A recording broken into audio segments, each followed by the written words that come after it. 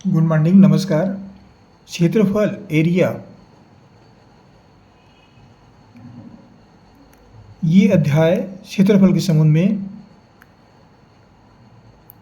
गणित विषय में कक्षा 7वीं में शुरुआत करते हैं। प्रारंभिक जानकारी दी जाती है कि क्षेत्रफल, वर्ग का क्षेत्रफल, आयत का क्षेत्रफल, ये सब कैसे निकालते हैं, या त्रिभुज के क्षेत्रफल, ये सब कैसे निकालते हैं। तो यहाँ पर इसको क्षेत्रफल को एरिया बोलते हैं। और ये वीडियो हम छत्तीसगढ़ जारी करें, छत्तीसगढ़ पाठ्य पुस्तक नियम, वहाँ किताब से मैंने प्रश्न लिया है। ये प्रश्न आपको मिल जाएगा, ढूंढ सकते हैं। ये कक्षा 7 विद्यार्थियों के लिए है। क्या प्रश्न है? आयत का क्षेत्रफल ज्ञात कीजिए जिसकी लंबाई 3.5 सेंटीमीटर और चौड़ाई 2 सेंटीमीटर है। जो बातें दी गई हम नीचे उतार लेते हैं, लिख लेते हैं उसको। हमें क्या दिया गया है? एक आयत दिया गया है। आयत की हमें लंबाई दी गई है, लंबाई बराबर 3.5 सेंटीमीटर और चौड़ाई दी गई है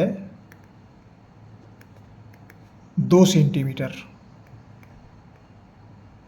ये हमको दी गई है और हमें क्या निकालना है? क्षेत्रफल।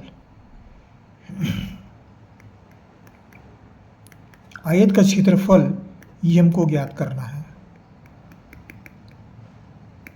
तो सबसे पहले हम आयत को समझने का प्रयास करते हैं कि आयत होता क्या है।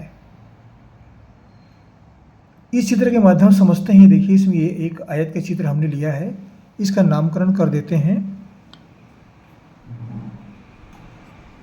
4 शीर्ष हैं, ए बी सी डी, इस तरह से नाम लिख देते हैं। ये आयत है। कह रहे हैं कि लंबाई 3.5 सेंटीमीटर, ये दोनों भुजा और ये दोनों भुजा। पहले आयत को समझते हैं। आयत होता क्या है? आयत में सम्मुख भुजाएं आपस में बराबर होती है। ये दोनों सम्मुख भुजाएं हैं, ये दोनों सम्मुख भुजा आपस में बराबर होंगे। ये लंबाई है, ये दोनों आपस में बराबर होंगे। ये दोनों सम्मुख भुजा आपस में बराबर होंगे, ये दोनों बराबर होंगे। और इसका प्रत्येक कोण 90 अंश का होगा। प्रत्येक कोण 90 अंश का। ये कोण भी 90 अंश के होंगे, ये कोण भी 90 अंश के होंगे। कोण डी सी और डी, ये भी 90 अंश के होंगे।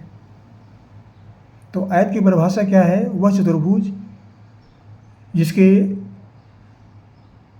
प्रत्येक कोण 90 अंश के हो और सम्मुख भुजाएं आपस में बराबर हो।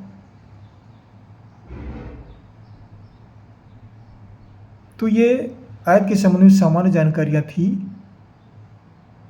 कि दोनों सम्मुख भुजा बराबर होंगे, सम्मुख भुजा बराबर होंगे, ये दोनों सम्मुख भुजा बराबर होंगे और प्रत्येक कोण 90 अंश का होगा। ये आयत की एक संक्षिप्त जानकारी है। क्षेत्रफल, क्षेत्रफल किसको बोलेंगे? ये जितना भाग घेरा हुआ है, चारों भुजा मिलकर के जितना भाग घेरा हुआ है, ये सब पूरा क्षेत्रफल कहलाएगा। ये क्षेत्रफल निकालना है। अब यहाँ पर देखिए, हमको लंबाई दी गई है 3.5 सेंटीमीटर। तो ये लंबाई है, तो ये होगा 3.5 सेंटीमीटर। ये भाग चौड़ाई कहलाता है, तो ये दिया है हमको 2 सेंटीमीटर। ये सम्मुख भुजा है, तो ये भी 2 सेंटीमीटर होगा। और इसके सम्मुख भुजा ये सीधी भुजा है, तो ये भी 3.5 सेंटीमीटर होगा। दोनों भुजा की लंबाई बराबर होगी, इन दोनों भुजा की लंबाई बराबर होगी। ये लंबाई हुआ और ये चौड़ाई हुआ।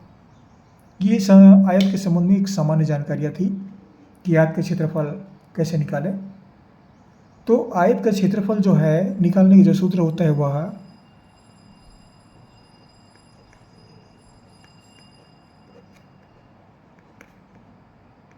आयत का क्षेत्रफल या एरिया बराबर आयत की लंबाई गुणित आयत की चौड़ाई। लंबाई गुणित चौड़ाई। लंबाई हमको दिया है 3.5 सेंटीमीटर और चौड़ाई दिया है 2 सेंटीमीटर। इसको गुणा कर देंगे, 2 5 10 का 0, हासिल आया 1, 2 3 6 और 1 7। अब यहाँ पर दशमलव चिन्ह लगाना है। देखिए, ये दशमलव चिन्ह, दशमलव की इधर की राशि अपूर्णांक है, दशमलव की इधर की राशि पूर्णांक है। तो अपूर्णांक राशि को देते हैं, दशमलव लगाते समय अपूर्णांक राशि को ध्यान दिया जाता है। तो दाहिने भाग में यहाँ पर कितने अंक हैं? ये 1 अंक है, 1 अंक के बाद दशमलव है। तो इधर से दाहिने साइड से पढ़ते हुए आएंगे, शून्य से पढ़ते आएंगे और 1 अंक के बाद दशमलव लगा देंगे, तो ये 1 अंक हुआ।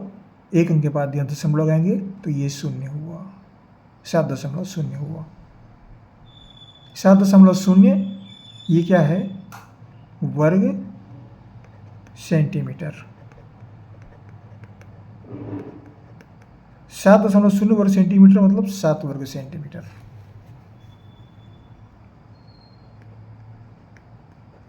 आयत का क्षेत्रफल हमको प्राप्त हुआ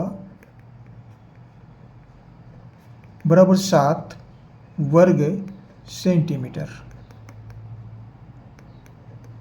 ये इसको इस तरह से भी लिख देते हैं, 7 सेंटीमीटर स्क्वायर, इस तरह से भी लिख देते हैं। ये एक ही मतलब है, ये चीज़ है, ये चीज़ दोनों एक ही है। ये कक्षा 7 विद्यार्थियों के लिए था ये वीडियो जो है। आशा करता हूँ कक्षा 7 विद्यार्थी इससे लाभान्वित होंगे। हमारे चैनल जरूर सब्सक्राइब कर दिएगा। सब्सक्राइब एक बार करना पड़ता है, ये कार्य अवश्य कर दें। आपको हमारी ओर से बहुत बहुत शुभकामनाएं, पढ़ते रहिए। अगले वीडियो में फिर मुलाकात होगी। Thank you.